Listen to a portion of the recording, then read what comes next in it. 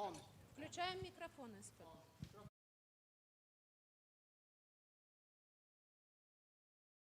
Включи.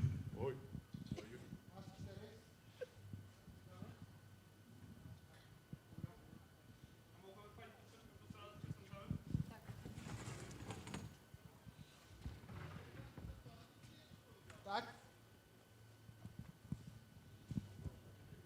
Reszta jak? Brawo.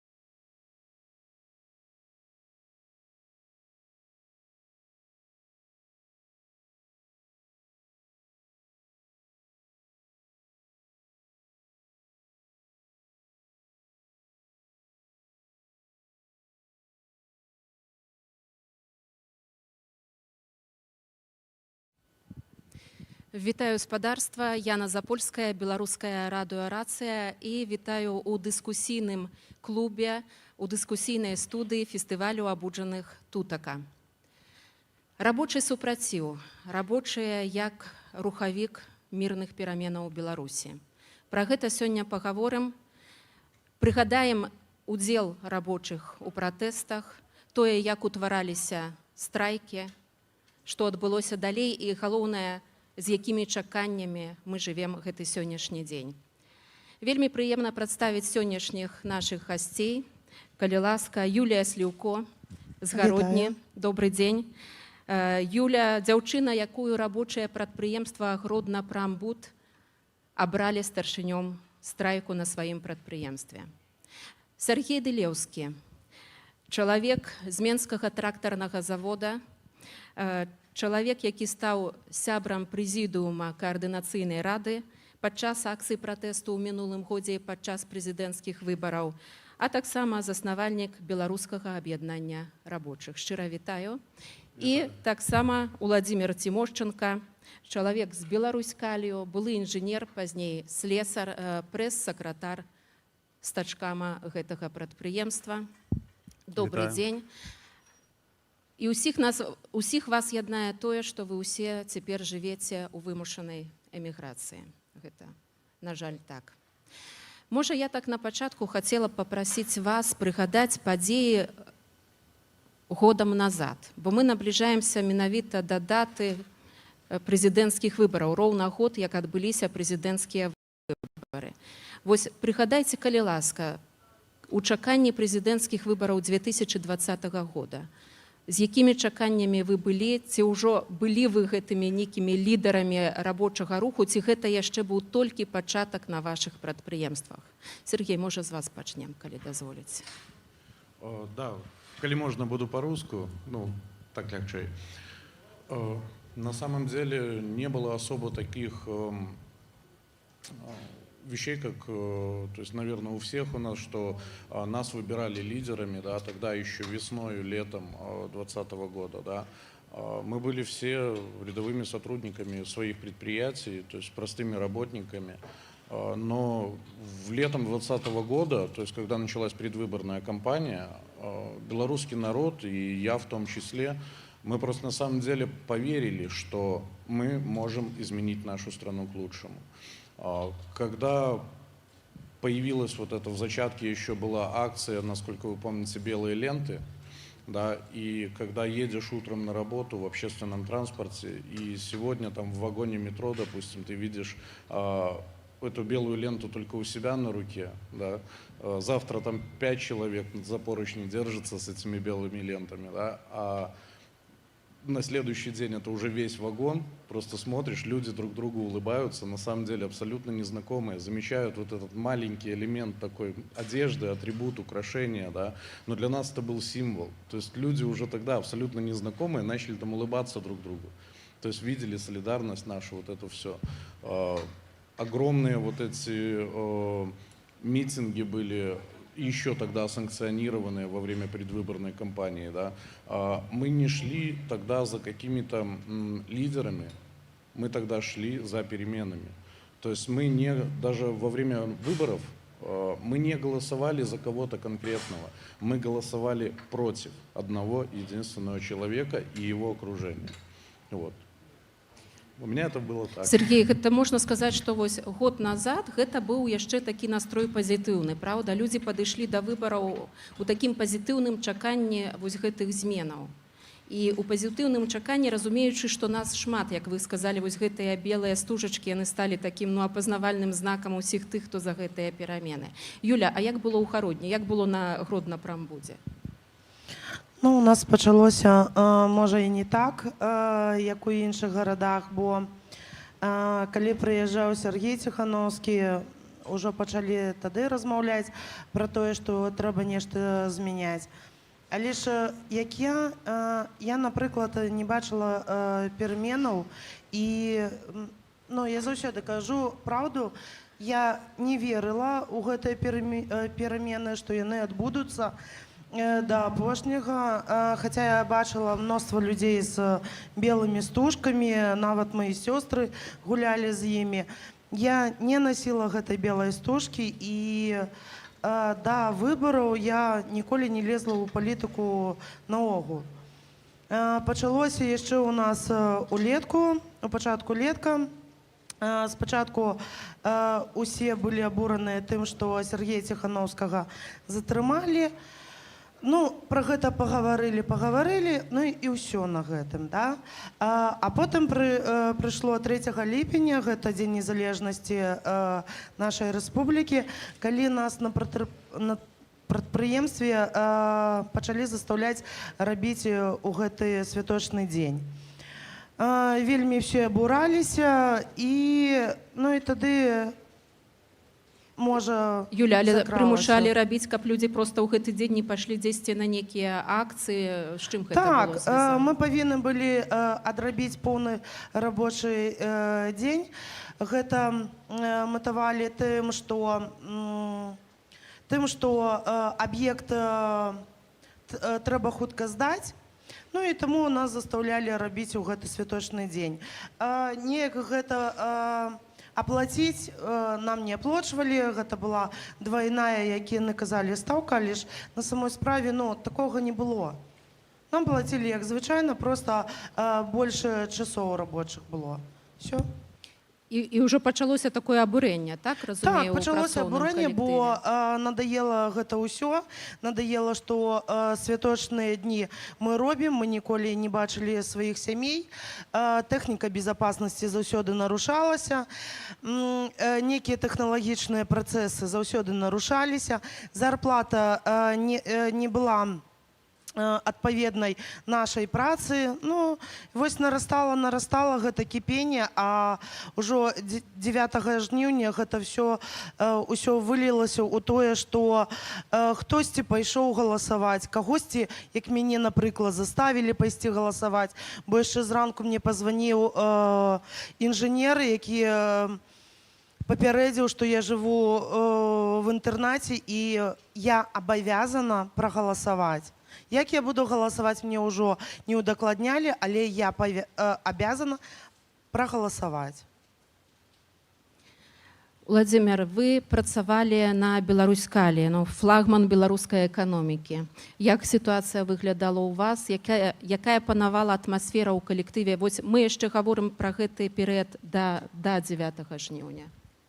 Вы знаете, ближе к этому времени начиналась у людей эйфория. Как правильно заметил Сергей, многие люди были с ленточками, кто-то шел уже с национальной символикой, кто-то высказывался более резко, кто-то говорил про какие-то действия, которые происходили прямо здесь и сейчас. Вот перед приездом Светланы Тихановской к нам в Солигорск, на том месте, где должно было у нее запланирована и санкционирована акция была, встреча с людьми, выкопали яму. Просто выкопали яму и сказали, что произошел прорыв трубы. Все прекрасно все понимали, это практика не единого года, то есть это на протяжении всего времени мы постоянно с этим сталкивались. И просто прошлым летом настала эта критическая точка какая-то кипения, ну, насколько возможно для нашего общества в данный период. И люди просто вышли. Они просто начали выходить, смотреть на этот беспредел, на то, что никого не пускают на площадку. Они начали собираться, они начали более смело высказываться, высмеивать где-то что-то, делиться какими-то видео. Это состояние эйфории, оно летало в воздухе. И оно летало в воздухе где-то до октября. И оно было настолько сильным, что, ну, образно говоря, можно было топор вешать в воздухе. Было национальное единство, была идея, общая идея сдвинуть то, что уже заплесневело и давно лежит, это надо убрать, сдвинуть, поменять. Люди были готовы к этому.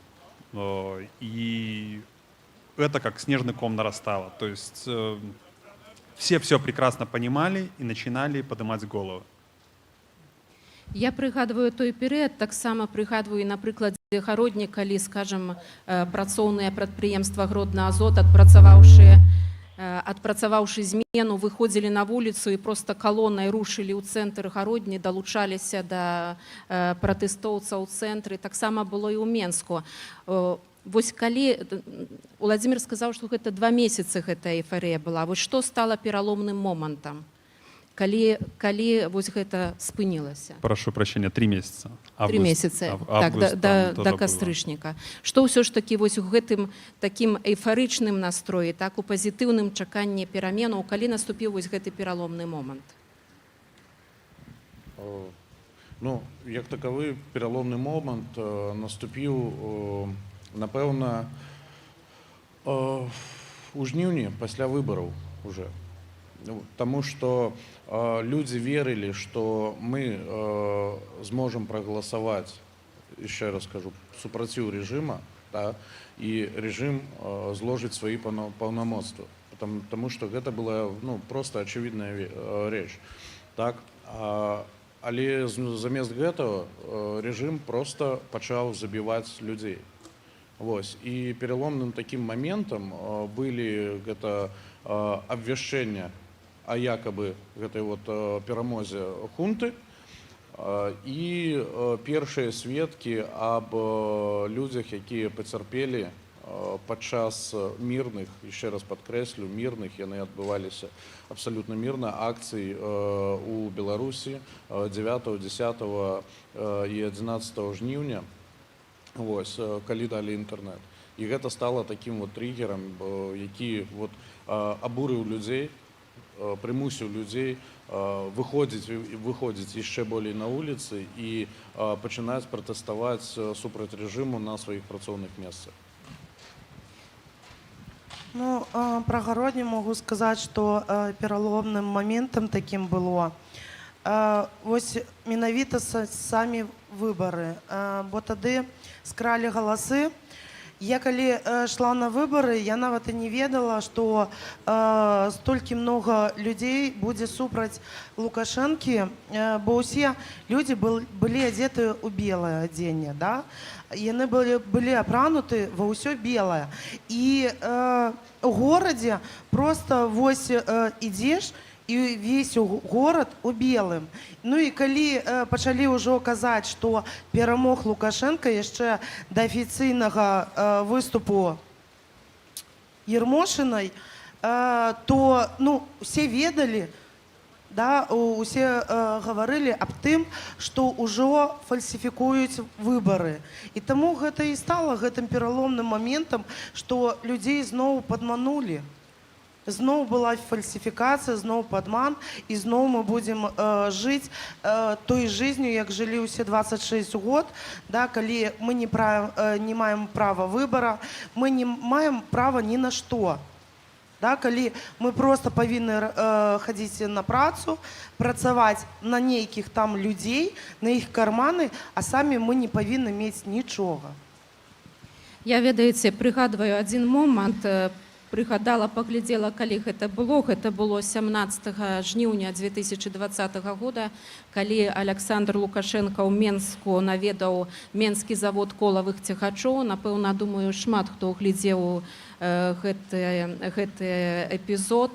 Да гэтага часу медыа мы бачым гэты здымак, як Лукашенко ўходзіць, так і бачым, фактычна ўжо чалавека ва ўзросце, які ўходзіць, і рабочыя ўслед крычаць яму ў спіну «Уходзі». Чаму я прыгадваю гэты момант? Мне здаецца, гэта такі быў пік, вось калі людзі яшчэ мелі чаканне, але ўжо зразумелі, што іх абманулі. І гэта акурат вось гэты кадр, мне здаецца, вельмі яскрава гэта прадэманстраваў. Ну, гэта быў такі пік для Менска. У Менску, да, гэта было галоўнай, мусіць, падзеяй пратэстаў, страйкаў і забастовак у Менску. Гэта вось калі я таксама памятаю, бо я знаходзіўся тады наўпрост каля мінскага завода колавых цягачоў по другую сторону проходной. Вось, і гэта быў переломны момент, таму што Лукашенко, ён прыехаў да свайго электарата. Працоўнікі всегда былі, есть пакуль што яшчэ маленькая такая маса людзей, да, но больш уже не будзе, якія заўсёды галасавалі за яго. То есть хтосьці за ідзею, хтосьці пад прымусам, але ж можа, на жаль, а можа і не асоба галасавалі за яго. І калі ён прыйшоў да свайго электарату, которые правереныя людзі, так, зверыфікаваныя людзі, якія апынуліся тады перад ім твар у твар, і калі яны тады началі крычаць яму «сыходзь», вось гэта быў такім самым, мусіць, знакавым моментам. І можа не толькі для Мінску, а для ўсёй Беларусі. Таму што Беларусь убачыла тыя ж працаўнікі з Гародніншчыны, да, са Слуцку, з Салігорску. Хлопцы ўбачылі проста насамрэч, што яны не адныя такія. І памятаем, як Лукашенко адрэагаваў, калі адзін з рабочых рабіў здымак, так, на тэлефон. Гэта таксама трапіла на гэтае відэа, як ён нервова адрэагаваў, проста крычаў, каб там ён схаваў тэлефон. Гэта наўпрост быў срыў. Это быў яго зрыў. То есть ён згубіў тады лицо, свой твар. Наўпрост згубіў свой твар. Ён мусіць тады, магчыма, ён і асазнаў тое, што страна больш не яго цацка, не яго забаўка, з якой ён можа забаўляцца. Што некая харызма не працуе, в якую ён верыў. Я хотела бы добавить, вось мы тут пачалі казаць про Менск і забыліся про Гародню, да, што Гародня на той час мела 4 дні свабоды. Як мы тады казалі, гэта была самая сапраўдная свабода, і тады вось гэтыя 4 дні свабоды нам казалася, што мы адышлі нават ад усёй Беларусі, бо мы адзіны горад, які дабіўся гэтых мітынгаў. Так, нам согласовывали мітинги, нам дозволяли ходить по городу, нас ніхто на той момент не чапаў. Яны, конечно, чапалі, але яны не маглі выходзіць і неяк нас запугваць. Так, яны нам нічога не маглі тады казаць, яны нас баяліся самі. І спрабавалі выходзіць нават да людзей, правда, там ж быў гэты момант. Так, яны спрабавалі з намі размаўляць, але ж яны не ўмеюць размаўляць з народам. Яны прывыклі сядзець у сваіх кабінетах і аддаваць прыказы, падпісваць нейкія нікому не патрэбныя паперы і ўсё. А размаўляць з народам трэба яшчэ ўмець. Трэба ўмець слухаць гэты народ. Тое, што ім кажуць. А да нас выйшлі нашы чыноўнікі мясцовыя, так, выйшаў тады прадстаўнік, ужо не памятаю, хіба МВД Гродзеншчыны, і тады пачаў расказваць нам нейкую хлусню. Народ тады сказаў: не верим, как сказал когда-то Станиславский. И, для нас тады гэтыя 4 дні было не так, як для ўсёй Беларусі. І кожны раз, калі ў мяне пытаюць, я кажу, мы тады жылі сваёй краінай. У нас быў свой мэр, якога нам ніхто не ставіў. У нас быў народны мэр, якога абралі мы самі. Нам ніхто нічога тады не забараняў. Калі было много тысяч на вуліцы, нам ніхто нічога не забараняў. А вось калі ўжо пачало гэта сыходзіць, калі людзі пачалі крычаць аб тым, што яны стаміліся, хаця як можна стаміцца за гэты час, я па сёння не разумею. Калі вяртаецеся, вось, думаю, што ўсе вяртаецеся ўвесь час да гэтых падзей, яшчэ эмацыйна іх надалей перажываем усе. Калі думаеце на той момант, штосьці можна было зрабіць іначай, бо нават цяпер ёсць такая пашыраная думка, вось, што ёсць вялікае спадзяванне на рабочых, так? Што вось рабочыя – гэта сіла, вось рабочыя – гэта справядлівасць. Я прыгадваю выступы в рабочых калектывах, якія таксама тады стрымы, і калі прамаўлялі вось в рабочых калектывах на гэтых акцыях пратэсту, то сапраўды некае такое пачуццё справядлівасці міжволі, што вось яно ўжо штосьці змяняецца, як ужо рабочыя выйшлі, значыць, все, напэўна, штосьці зменіцца. Як думаеце, сапраўды, калі б там, ну не ведаю, спыніліся прадпрыемствы на некалькі дзён, гэта б змяніла сітуацыю, бо такія заклікі таксама былі, як вы думаете? Вы знаете, я до сих пор в это верю, что если на данный момент остановится производство, государственное производство, на 2 недели просто всем уйти в отпуск, посидеть дома, заболеть, в конце концов, эффект будет. Эффект будет настолько большой, что эта система не сможет себя восстановить.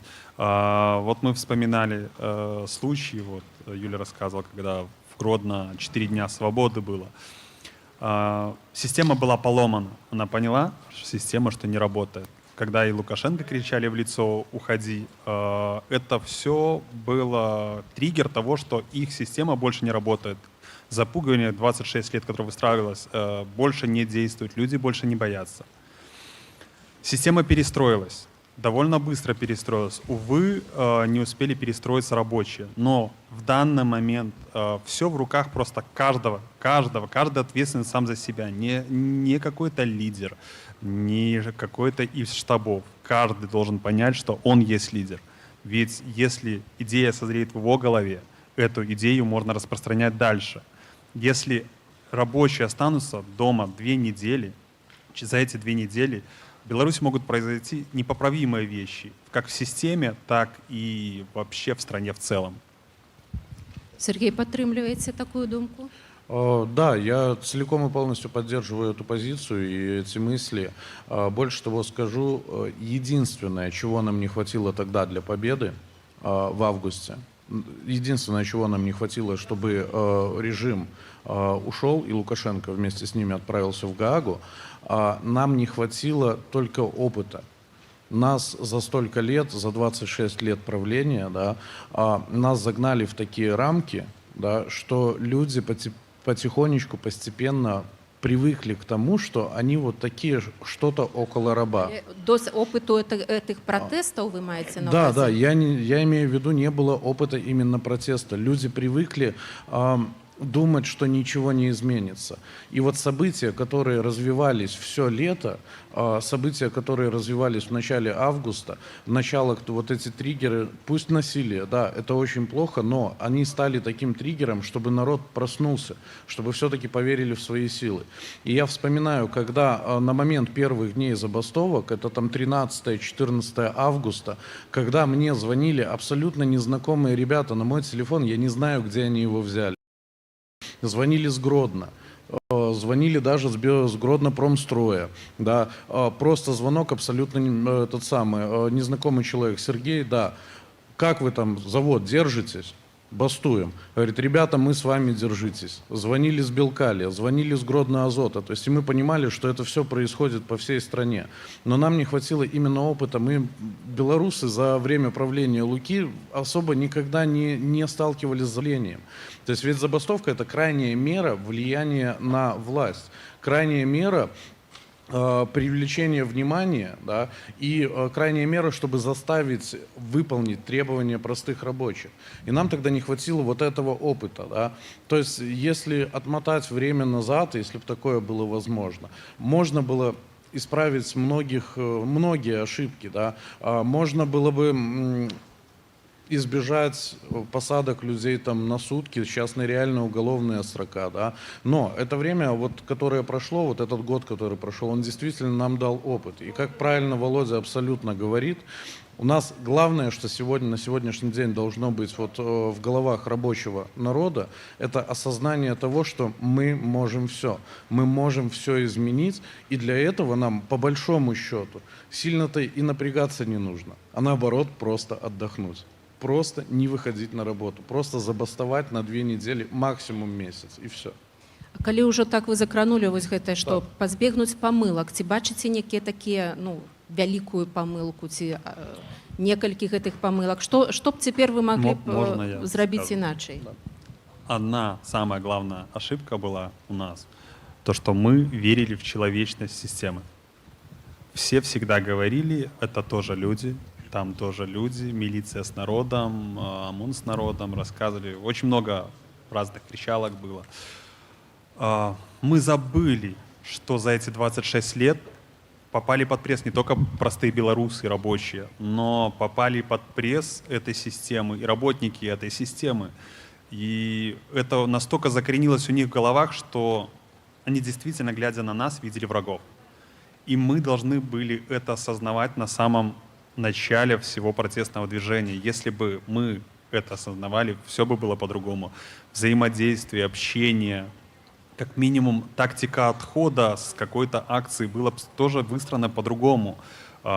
Уже не было бы улыбок в сторону силовиков, что тоже, по сути, давало им, можно сказать, силы, потому что они видели, что люди не агрессивно на них настроены. Ведь человек, существо такое, если его идут бить, он это почувствует кожей. И если бы кто-то, просто вот компания людей, большая компания объединилась и осознанно шла бить, но это абстрактно, я не призываю никого к насилию, если бы просто они шли в сторону этих силовиков, они бы струхнули. И это было бы показательный триггер для всех остальных людей, как надо себя вести. И это одна из больших ошибок, которую мы совершили. Вот я хотела бы еще сказать про забастовки. Это, как на мой взгляд, это самый идеальный, самый простой, самый легкий путь для победы.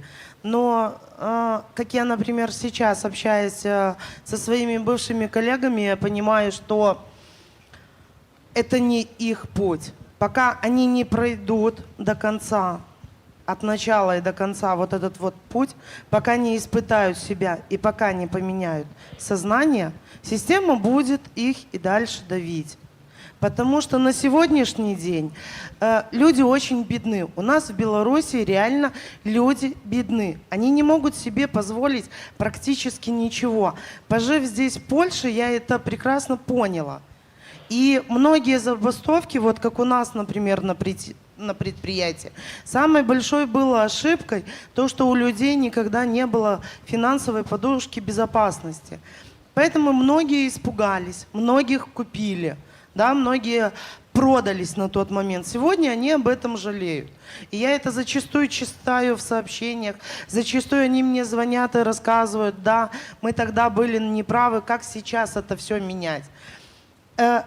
Сейчас, вот как на мой взгляд, сейчас такой забастовки не будет, что люди просто возьмут, бросят все и уйдут. Как на мой взгляд, самая лучшая забастовка – это требовать полного выполнения техники безопасности, да?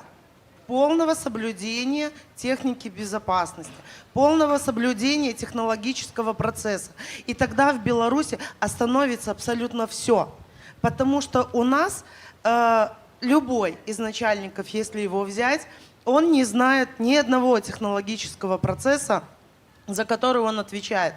Он не знает ничего о технике безопасности, хотя там под его началом, люди, порой тысячи людей, он понятия не имеет, какая должна быть техника безопасности.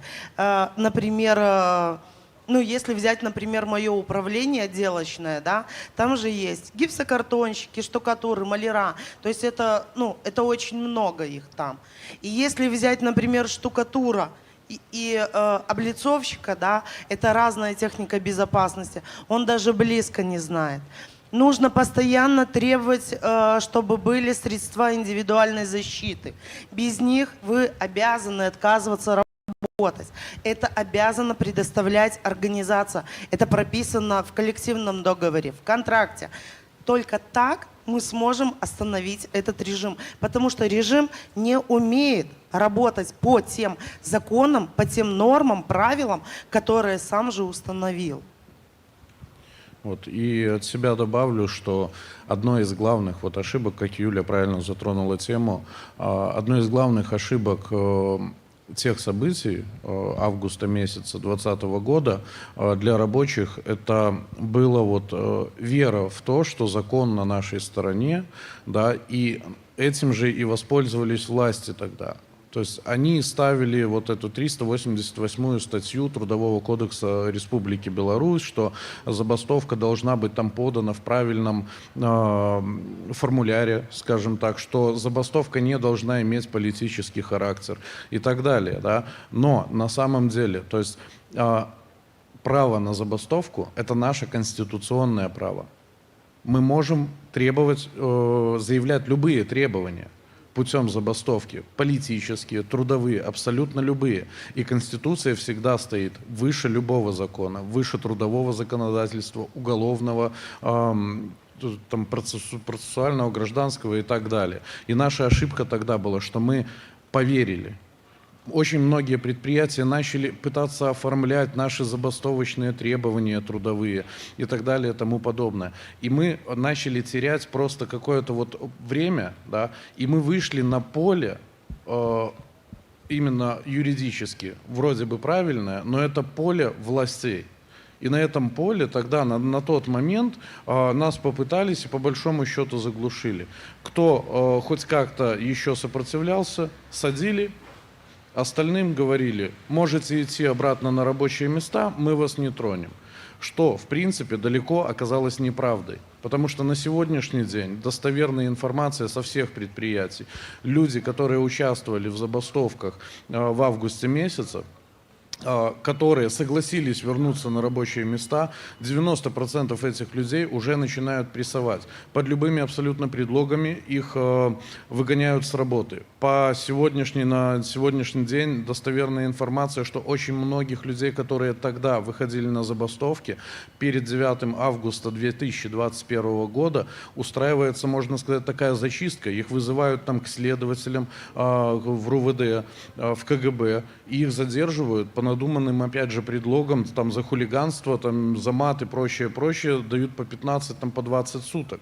То есть людей садят, то есть власть даже вот этих своих обещаний не выполнила. И наша ошибка была тогда, что мы все-таки поверили, что мы можем юридически решить этот вопрос. Да? Мы поверили, что нас все-таки слышат.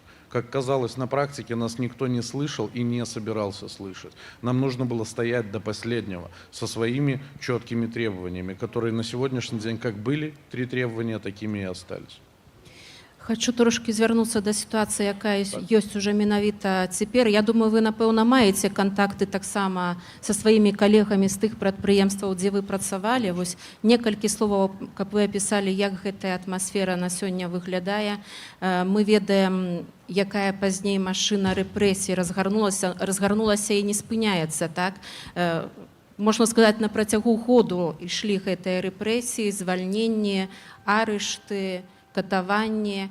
Цяпер перад 9 жніўня маем такое зноў чарговае абвастрэнне, калі ў нас знішчаныя, скажам, фактычна недзяржаўныя арганізацыі, калі за кратамі сядзяць журналісты, праваабаронцы, музыкаў хапаюць проста з аўтаматамі, улетаючы там дзесьці на прыватныя панадворкі. Наколькі, як гэтая сітуацыя вось вашых працоўных калектываў, якая ёсць атмасфера, які настрой у людзей, і хацелася, каб вы сваім асабістымі думкамі, наколькі вы верыце вось у тое, што сітуацыя хутка зменіцца. Я пачну. Я розмовляла зі своїми колегами. Буду хіба по-русски, бо емоції знов нахлынивают. Я размовляла со своими коллегами. Очень нехорошая складывается ситуация, потому что зарплаты с каждым месяцем становятся все ниже, ниже и ниже. Куда уже ниже, ну, это вообще непонятно, потому что на нашем предприятии всегда пропагандировалось, скажем так, разъединение людей. Когда ты должен был закладывать своего коллегу, и тогда ты получал плюшки. У нас это было всегда. У нас на предприятии всегда существовало 3 списка, по которым ты получаешь зарплату. Первый список — элита, потом середнячочек и потом неугодные, да, это которые никогда не имели зарплату, такие как я. Поэтому, ну а сейчас складывается такая ситуация, что элитой стало у начальства местные алкоголики. Вот я сейчас не побоюсь этого слова. У меня даже в бывшей бригаде есть несколько таких людей, которые просто тупо пьют на рабочем месте. А наши начальники, такой как Левинский Алексей Иванович, да, он закрывает глаза на это все. Он видит его пьяного, он на него орет матом там и по-разному. Но он закрывает на это глаза, потому что у него людей не хватает. Потому что этому алкоголику он может сказать: вот я тебя могу уволить, но если ты, например, выйдешь в выходной день, да, то я могу прикрыть глаза. Или там я тебе обрежу коэффициент, ты получишь чуть-чуть меньше, но я тебя оставлю на работе. И вот таких вот алкоголиков к нам начали на предприятие набирать. Опять же таки, это нарушение техники безопасности. Человек в алкогольном опьянении не имеет права, категорически запрещено находиться на строительной площадке, потому что это высота, это может быть все что угодно, но они это нарушают, потому что у них нет средств и ресурсов держать других. Ну, але бачыце некую магчымасць, што можна штосьці змяніць? Вось які ёсць настрой у людзей? Яны яшчэ чакаюць гэтых зменаў? Конечно, люди ждут перемен, и люди требуют этих перемен. Сейчас пошла тенденция, что люди начали возмущаться снова. Спустя вот год они начали возмущаться, потому что этих алкоголиков отправляют на провластные митинги, да, которым дали бутылку, они счастливые такие побежали: ура, мы за Лукашенко. А другие в это время обязаны работать. И сейчас сами же власти, сами же начальники настраивают людей против. И сейчас ничего не сможет измениться, да? Они не смогут ничего с этими людьми сделать, потому что люди требуют социального равенства именно на рабочем месте. Они даже не требуют каких-то там политических условий. Они требуют именно социального равенства. Почему я должен работать, а он не будет работать? И да, вот как сказал Сергей, сейчас очень много увольнений идет тех, кто когда-то бастовал. А я людей тогда предупреждала: ребят, вас никого не простят, уж простите за такую правду. Да, вас не забудут. Вы бастовали, вы высказались против. Их сейчас всех увольняют, некоторых самых активных пускают под уголовную статью. Все, что творит наша власть. Як на Беларуськалі ситуація виглядає? На Беларуськале ситуация такая же, в принципе, как и говорит Юлия и Сергей. Все, кто подписывался за забастовку, им просто не продлевают контракт. Это уже факт. Гэта надалей цяпер працягваецца. Да, это продолжается и будет продолжаться, потому что у людей контракты, у кого-то более долгосрочные, у кого-то менее. И вот он подходит к концу, просто людям без объяснения причины его не продлевают. Понимаете, тут дело про Беларуськали очень тонкое, потому что Солигорск очень молодой город, относительно один из самых молодых в Беларуси.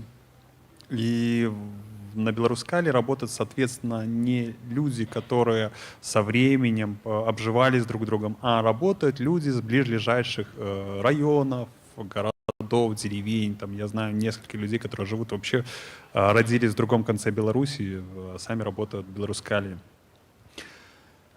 И за счет отсутствия этого национального единения в отдельно взятом городе все двигается немного сложней. Потому что есть те люди, которые приехали, например, с какой-то дальней деревни, и они находятся одни. Они, по сути, в своем городе одни, они приехали, устроились на работу, у них есть небольшой круг общения, и они в этом круге общения замыкаются.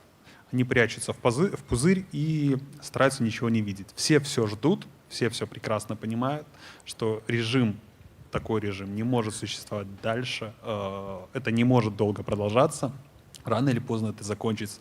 Все это прекрасно понимают и все просто ждут. Радует другое. Есть среди тех людей, которые остались в Беларуси, те, которые поддерживают друг друга, которые поддерживают родственников заключенных, которые поддерживают заключенных. И я бы тут больше делал акцент не на работниках Беларуськали, а на этих людях. Потому что когда настанет, как модно говорить, день X, который никто объявлять не будет, он просто сам настанет. Люди это поймут. Все будут держаться тех людей, которые активничают сейчас, которые, несмотря на все эти репрессии, продолжают оказывать поддержку. За них будут держаться. И те люди, которые находятся в пузыре, этот пузырь рано или поздно лопнет. В любом случае какая-то экономическая нестабильность, и пузырь лопнет. Либо просто к ним в семью придет несчастье. Кого несчастье во время митингов не затронуло, оно придет. Оно рано или поздно коснется каждого. Политика коснется каждого. Даже если ты ей не интересуешься. И когда у людей этот пузырь лопнет, им нужен будет ориентир. И вот эти люди, которые сейчас есть, которые поддерживают всех, они будут служить этим ориентиром. З таго, што Юля сказала, Уладзімір, можна такую ўжо зрабіць выснову, што, заходзячы з таго, што вы сказалі, што вось гэтая незадаволенасць зноў нарастае, так, і вось гэтае чаканне перамен, яно надалей застаецца. Сергей, коротко, ваши высновы. Так, добавлю. Мы, кстати, здесь сейчас оказались в такой интересной ситуации, потому что 3 человека, 3 представителя рабочих, которые в абсолютно разных сферах. То есть у меня это машиностроение, у Володи это добыча наших природных ресурсов, Юля строительство. То есть здесь механизмы самой работы немножко разные, да, и в принципе от условий до внутреннего уклада на предприятиях все немножко по-разному. То есть если брать машиностроительное производство, которое по большому счету сконцентрировано в Минске, то на сегодняшний день ситуация выглядит следующим образом. Очень во многом власти, так называемые действующие, да, на сегодняшний день делают сами все, чтобы люди максимально их ненавидели. То есть очень многих семей коснулось этот каток репрессий, там пресс, кого-то посадили, кого-то уволили с работы. Да. Из-за этого же людей абсолютная нехватка на рабочих местах. Да. Плюс к этому накладывается то, что просто наплевательское отношение, отвратительное отношение руководителя к работнику, да, и непосредственно к оборудованию рабочему. Да, оборудование изношено. И мы столкнулись сегодня с такой ситуацией, что если еще на своем горбу работяга тащил, грубо говоря, свой станок, пытался его обслуживать сам, пытался, я очень часто привожу в пример, да, десятки и сотни людей, включая меня в свое время, мы в Минске, работая на тракторном заводе, мы ездили на рынок в Ждановичи, на барахолку, покупали режущий инструмент для своих станков. Потому что его просто не было, а работать нужно. То сейчас тенденция такая, что люди в какой-то момент поняли, а зачем я этим занимаюсь? Если раньше у меня стал станок во время рабочего технологического процесса, я пытаюсь это исправить, то на сегодняшний день, да, стал станок, да иди слесарь, ремонтируй, я не буду этим заниматься, это не моя работа. Да? И это еще больше злит людей, потому что станок остановился, он сломан, то есть у человека уже срабатывает понимание того, что я работаю на неисправном оборудовании, я не хочу этим заниматься. Злость кипит. Рынков сбыта становится все меньше и меньше за счет того, что власть в Беларуси не признает и мировое сообщество. То есть зарплаты падают. И даже те, кто еще как-то сомневался, плыл по течению, да, начинают просто не то, что там не любить или быть против власти, они ее ненавидят просто на самом деле. И это все кипит, бурлит, и когда оно бахнет, просто непонятно. То есть в любой момент. То бок сходзімся ў тым, што гэтая незадаволенасць яна яшчэ больш нарастае, на гэта накладаюцца, праўда, эканамічныя праблемы, таксама эканамічныя праблемы і прадпрыемстваў, і людзей, іх сем'яў, праўда, якія жывуць з невялікімі заробкамі.